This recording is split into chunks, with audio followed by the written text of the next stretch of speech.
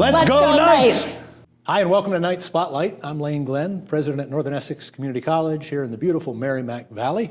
We are so fortunate here at NECC to have as many dedicated, talented faculty and staff as we do all across both of our campuses, teaching, researching, and preparing students for careers in a world that is constantly changing. And every one of them has something unique and interesting to share. Today, we're very fortunate to be in the art classroom on the Haverhill campus. You can kind of tell from what's behind me here, some of the works of art from some of our students at Halloween time, as it happens, with Professor Michelle Carter. Michelle, thank you so much for inviting me into your classroom today. In addition to teaching at Northern Essex for more than a decade now, where she has done some amazing things to grow the program and to develop the art program here at NECC, Professor Carter, Michelle, is also a working artist herself. She's had works displayed in cities all across the country. She also happens to be an advisor for the Graduate Commons program at Harvard University, where she and her partner host events for graduate students. They call it the sort of home away from home, and they have professors from across the campus who come in and interact with them and programming and events. So she's all over the place doing a lot of interesting things, and we're really fortunate to have her as a professor here on campus. Michelle, thank you for joining us for Night Spotlight. Thank you for that warm introduction. So Michelle, when I think about some of the best that community colleges have to offer, one of the things that I think about is how very practical we are. I mean, students come and take classes with us with people like you who are working professionals, right, who know their field so well. What is an advantage that you have found being a working artist that your students benefit from that? Well, I think there are a lot. One of the best bits of advice that I got from professors when I was in school is that you really need to cultivate your community if you're an artist, especially, that you have to, when you go out in the world, it can be a lonely place, and you need to draw upon the connections that you form in school and those relationships with other students, with professors, and I have absolutely found that to be true for myself, so I definitely pass that along. I also, for example, writing artist statements.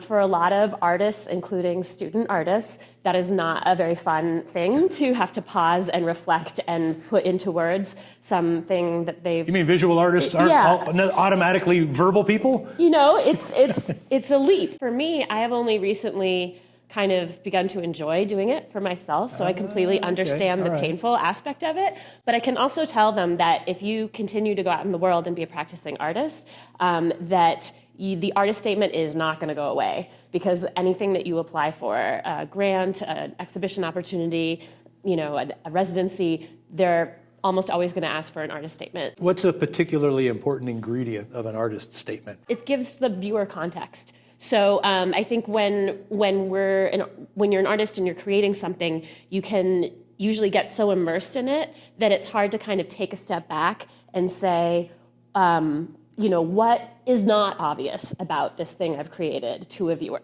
There's always going to be some context that will really help a viewer appreciate where it's coming from. Yeah. Maybe relates to that, maybe a social, political, cultural concept that the person is working with. It's really a chance for the work to expand in its importance and for the viewer to have expanded appreciation. And because you do that yourself, you have to be pretty good at helping students figure out how to do that, even if it's not their natural instinct. Exactly, and I think that also it can feel intimidating because people can feel like, well, I want to sound really sophisticated.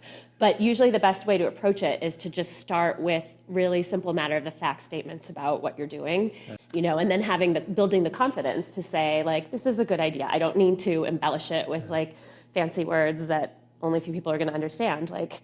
I can just describe what I did. Sure. I have a daughter who's a musician, and you're reminding me of years ago when she had to create her first one sheet, right? For musicians, that's an important document, the one sheet. Oh, okay. And similar ingredients perhaps, and maybe it's about an album or maybe it's about who they are as a musician.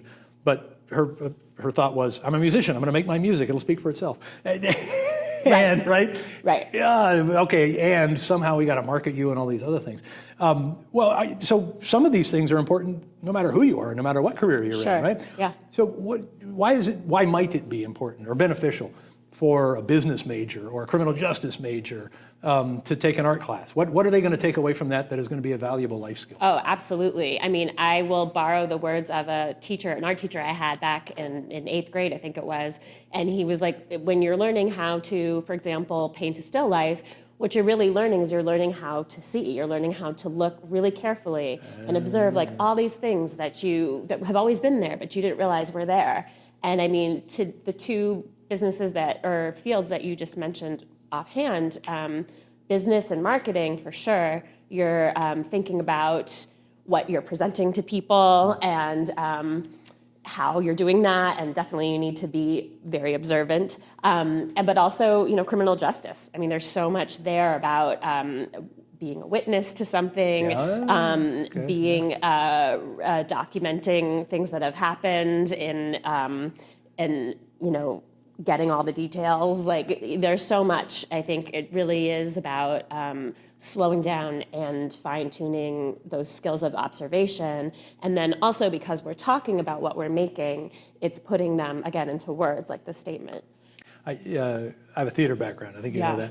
And over the years, I've advised people to take acting classes for one reason or another, no matter what they were going to do. A couple of my friends are practicing attorneys who I advised to do this a long time ago, and they said it's one of the best things they ever could have done, right? Yeah. For similar reasons. I mean, you learn things that you can, exhibit in a different craft, in a different way. Right, and then problem solving also is the other thing that I didn't mention in a class like 2D or 3D foundations or constructing things.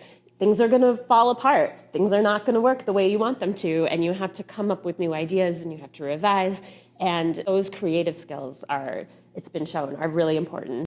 There are a fair amount of myths about artists, right? I think of the starving artist, the eccentric artist, all these different things, right? What is a myth or two about careers in the arts, right? A myth or two about careers in the arts and the truth you think people should know about that myth or two?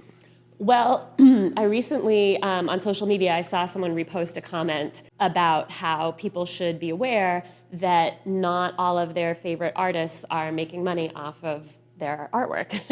And what's funny about that, in a way, is that for artists, that is not surprising at all, that statement. But for a lot of people, it is, because there is a lot of covering up that happens in terms of that. I think in terms of something like Instagram, social media, that these sort of fictions can get spread more easily, where you see these videos people have orchestrated where somebody just looks like they're so, on cloud nine in their studio, and they're just making their work and they're selling it, and it's going so well. Right. And people are invested in highlighting like the positive side and downplaying the other side, which the other side being that usually artists have to kind of triangulate, and they might make some money off of their work that they're doing, but they probably have different methods of income that they're working on together, like a part-time teaching job, like a part-time job doing gallery installation or social or marketing, or